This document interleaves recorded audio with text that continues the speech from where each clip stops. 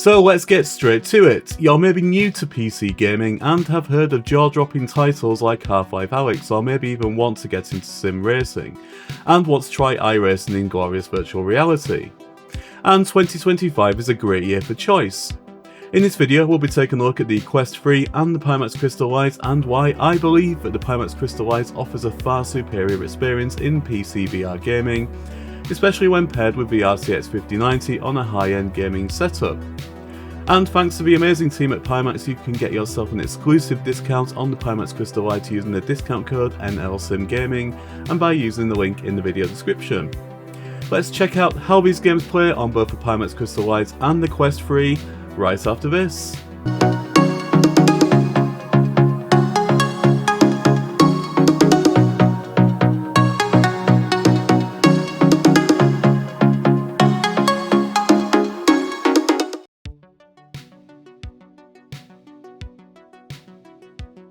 The Pimax is a true PCVR headset and simply is plug and play on the PC. It requires no charging, and like all PCVR gaming, there is an element of tweaking the settings in each game to your personal preference, but Pimax have come on leaps and bounds in terms of the Pimax Play software that comes with the headset. Changing resolutions is incredibly easy in comparison to Quest 3, and you simply select the game in the Pimax Play software, and options such as fixed foveated rendering, 90Hz upscale etc. are easy to apply, and rendering settings can also be saved for each title. Now, the biggest game changer on the Pimax Play software came in September of 2024, which was the OpenXR runtime. This eliminated the need to run the OpenXR toolkit, making it one-click launching of titles and not relying on Steam to be the intermediary. The Quest 3 is designed primarily to be a standalone device but can play PCVR titles by using a number of methods. Now, my preferred is Steam Link, which relies on a remote desktop connection to Steam VR, but the Quest 3 is not a dedicated PCVR headset, and the compression and decompression of playing titles, even over a Wi-Fi 6E network, which I'll be using in this video, results in good visual clarity, but microstutters and artifacting, especially in racing titles where rapid head movements become more noticeable. Even using a wired USB-C link, which the Quest 3 relies on, cannot compete with the low latency of a direct DisplayPort connection to the GPU, which gives the Pimax a distinctive advantage in PCVR gaming.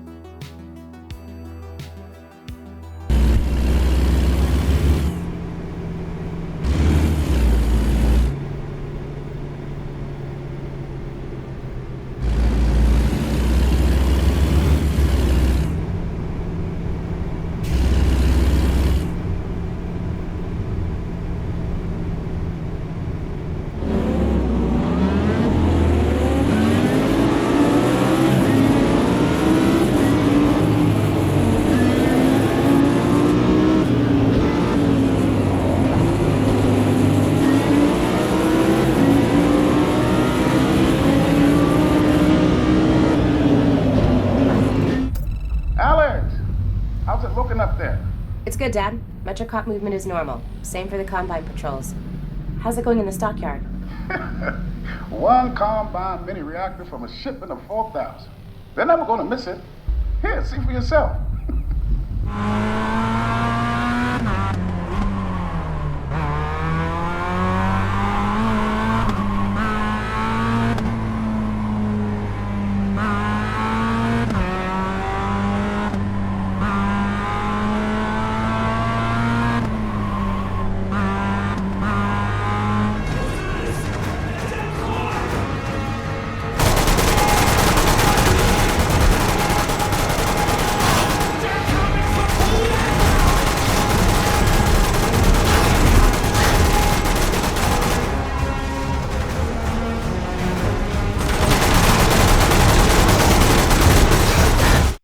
And as you all know, here on Next Level Sim Gaming, it's all about high-end PC sim gaming and next level hardware. Here's my PC specification, and remember, results may vary based upon your individual specification. I will be benchmarking using Capframe X and FPS VR, and titles will be running on the Intel Core Ultra 9 285K and the Asus RTX 5090 Tough Gaming Overclock with 8400 megatransfers of CUDIMM RAM.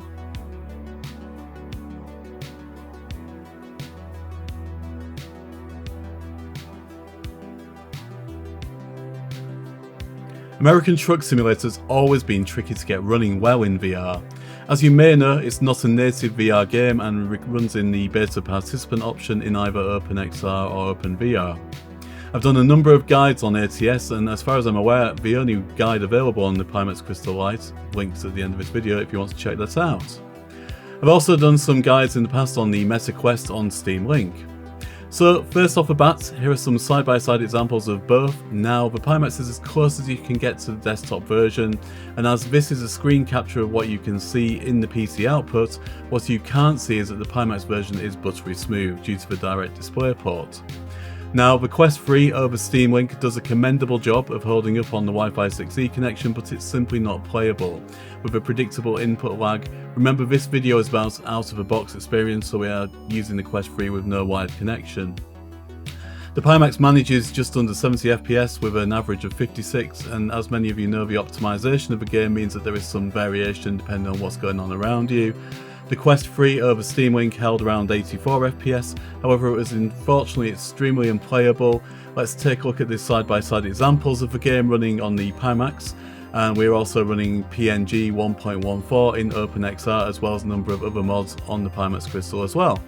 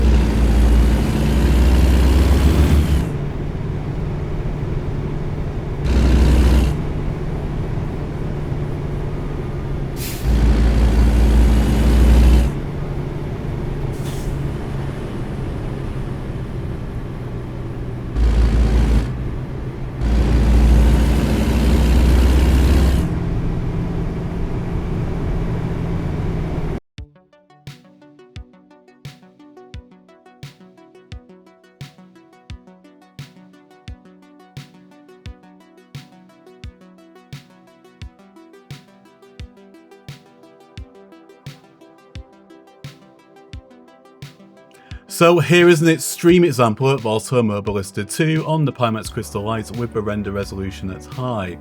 It manages just under 80 FPS and the experience is incredible. Now remember, this video is maxing out the settings, so this is not the level of resolution I would normally play the game at. It would be in performance mode and at render resolution of 0.75. But it's incredible to get 4K quality at the equivalent of what you would see on desktop quality. Obviously by lowering the render resolution we would achieve a far higher FPS. Now on the Quest 3 the game is actually pretty good to play over Steam Link and manages to achieve just under 120 FPS limits. This is using Steam VR set on automatic and it does a pretty good job nowadays at managing this process.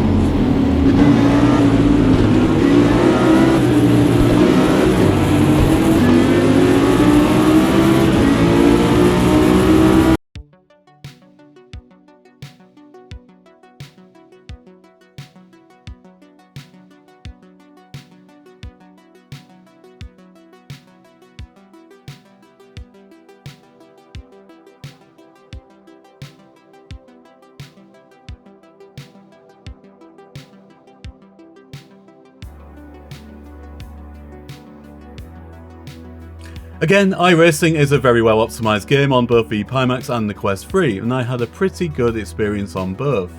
But nothing can beat, in my opinion, the fluidity of the Pimax in the Quest 3. The visual experience was stuttery at times, and the crystal clear clarity in the Pimax was extremely important, especially in being able to see fine details in the apex and even the statistics, and the cockpit was also crystal clear.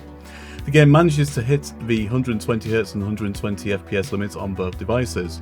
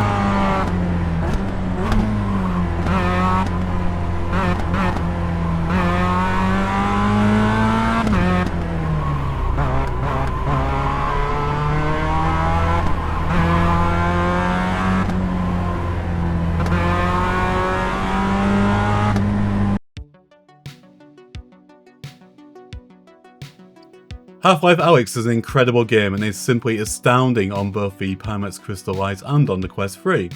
The game is extremely well optimised and in 120Hz runs at just under the frame limit on both headsets.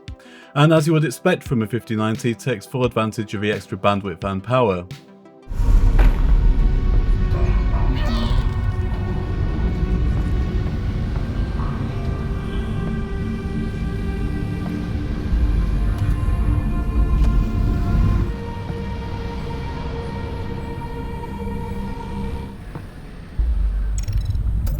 Alyx, how's it looking up there? It's good, Dad. Metrocop movement is normal. Same for the Combine patrols. How's it going in the stockyard? One Combine mini reactor from a shipment of 4,000. They're never going to miss it. Here, see for yourself. And not only that, someone's hacked into the Combine construction network. Alyx, are we good? Yep, they got the reactor. Easy peasy. I'm headed back to the safe house right now.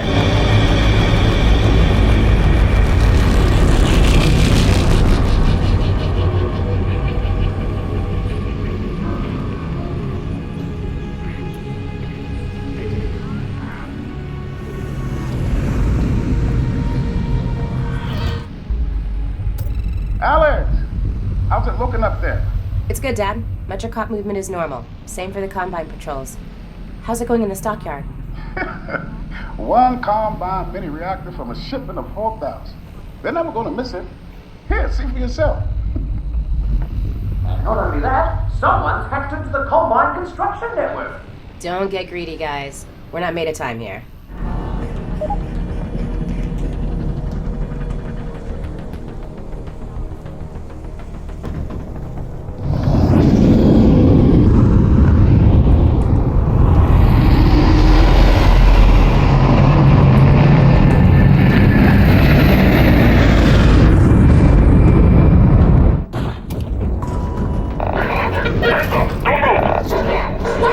Whoa, wait, I just live here! Probable anti-citizen. Keep those hands out! Wait, don't shoot! Area secure in there.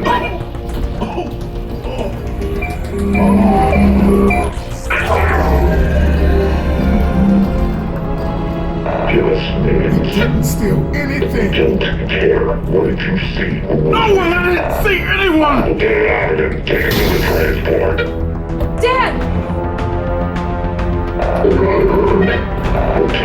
Hey, wait, no!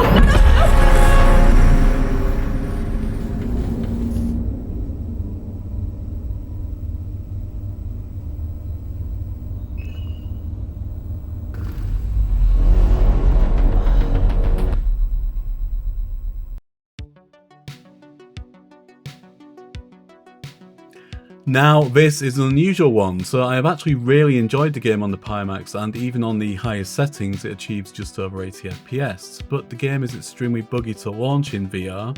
When launching initially on the Pimax, the terms and conditions screen wasn't visible in the headset, and I simply couldn't get past it. Now, disabling quad views and foveated rendering then allowed it to launch correctly, and it plays fantastically. On the Quest 3, however, it's exactly the same issue, but despite searching the forums, it seems a lot of other users are having exactly the same issue, it just wouldn't launch. So here it is on the Pimax regardless, and this is one I'll have to come back to revisit in the future when the developers finally solve this issue. Seriously, Serdar, who sleeps during the day? And yes, I know, there is no difference between day and night down here.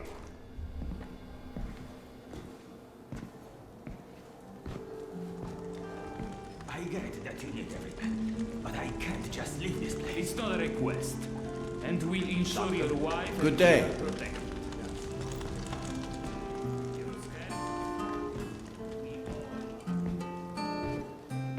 Doctor. Hello. No. Wars. What? Mutants? Yes. We think Nosalis. Nonsense. Nosalis don't have this far up the tower. Serdar.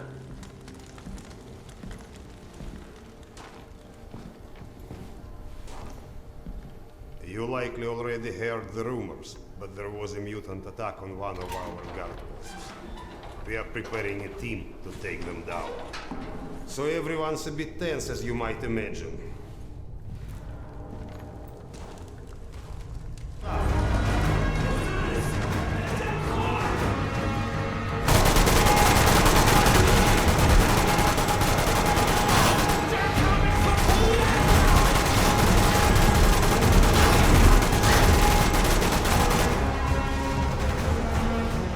So as you can see, the Pimax Crystal Light is the clear choice if you want to play the best PCVR titles, and the simplest way to pick up, put on and play.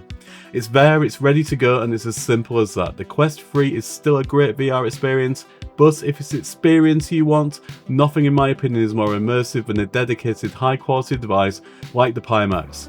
The fluidity and visual quality is truly next level, especially when paired with the RTX 5090.